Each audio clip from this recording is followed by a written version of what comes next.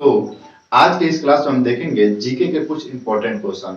और ये question 8th class, 9th class, 10th class और 12th क्लास इन सब के लिए बहुत ही ज्यादा इंपॉर्टेंट है। तो चलिए आगे बढ़ते हैं और देखते हैं आज का जनरल नॉलेज का क्वेश्चन। तो पहला क्वेश्चन है, विटामिन ई का रासायनिक नाम क्या होता है, या फिर उसका रासायनिक नाम जो होता है उसको हम क्या कहते हैं। तो यहाँ पे हो जाएगा आंसर टोकोफेरॉल। ठीक है, टोकोफेरॉल हो जाएगा। आगे देखिए 2 नंबर क्वेश्चन कह रहा है, हीमोग्लोबिन में क्या पाया जाता है। तो हीमोग्लोबिन में आरबीसी की मात्रा पाई जाती है। ठीक है, आगे देखिए 3 नंबर क्वेश्चन है कि बौद्ध धर्म की प्रसिद्ध पुस्तक कौन सी है। तो लिखेंगे यहाँ पे आंसर में, बौद्ध धर्म की प्रसिद्ध पुस्तक का नाम है त्रिपिटक। ठीक है, आगे देखिए 4 नंबर क्वेश्चन कह रहा है कि भारत का पहला परमाणु रिएक्टर कौन सा है। तो यहाँ पे हम आंसर लिखेंगे अप्सरा जो है वो भारत का पहला परमाणु रिएक्टर है। ठीक है, आगे देखिए 5 नंबर क्वेश्चन कह रहा है कि पृथ्वीराज चौहान को बंदी बना करके मोहम्मद गौरी कहां ले गया था। तो यहां पर आंसर हो जाएगा अफगानिस्तान लेकर के गया हुआ था। तो यहाँ पे लिखेंगे अफगानिस्तान। ठीक है, फिर से एक बार और देख लेंगे। 5 नंबर क्वेश्चन क्या है कि पृथ्वीराज चौहान को बंदी बना करके मोहम्मद गौरी जो था वो कहां लेकर के गया था।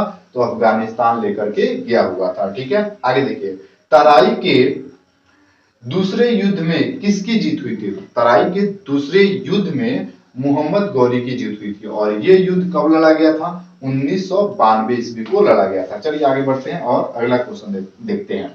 7 नंबर क्वेश्चन कह रहा है कि स्वतंत्र कर्नाटक राज्य की स्थापना किसने की थी। तो आंसर हो जाएगा सादतुल्ला, सादतुल्ला खां। उनका नाम कुछ ऐसा है, सादतुल्ला खां है। ठीक है, आगे देखिए 8 नंबर क्वेश्चन क्या कह रहा है। 8 नंबर क्वेश्चन कह रहा है कि बक्सर का युद्ध कब हुआ था। तो बक्सर का जो युद्ध हुआ था 23 अक्टूबर 1764 ईस्वी को हुआ था। आगे 9 नंबर क्वेश्चन कह रहा है कि किस बंगाल के नवाब को कर्नल क्लाइव का गीदड़ कहा जाता है। तो आंसर हो जाएगा मीर जाफर को कहा जाता है। ठीक है, चलिए आगे बढ़ते हैं और आगे देखते हैं हम लोग 10 नंबर क्वेश्चन। 10 नंबर क्वेश्चन कहा गया है, डेनमार्क ईस्ट इंडिया कंपनी की स्थापना कब हुई थी। तो डेनमार्क ईस्ट इंडिया कंपनी की स्थापना 1616 ईस्वी को हुई थी। ठीक है, चलिए आगे बढ़ते हैं। अगला है 11 नंबर क्वेश्चन कह रहा है कि प्लासी का युद्ध कब हुआ था। तो प्लासी का जो युद्ध है 22 जून 1757 ईस्वी को हुआ था। ठीक है, आगे देखिए 12 नंबर क्वेश्चन कह रहा है कि हड़प्पा सभ्यता के लोग किस धातु को नहीं जानते थे।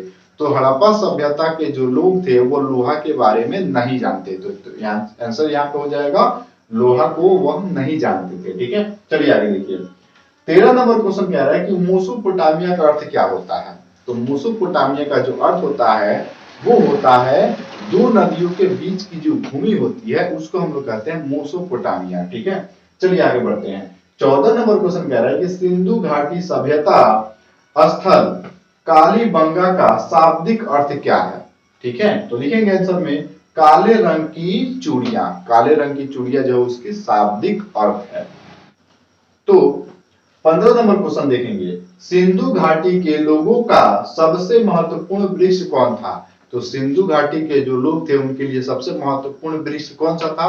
तो उनका नाम हो जाएगा पीपल। पीपल का पेड़ उस समय बहुत ही इंपॉर्टेंट था और महत्वपूर्ण था उन लोगों के लिए। आगे देखिए 16 नंबर क्वेश्चन कह रहा है कि भारत का सबसे बड़ा हड़प्पाई नगर कौन सा है। तो भारत का सबसे बड़ा हड़प्पाई नगर जो है उसका नाम है धोलावीरा।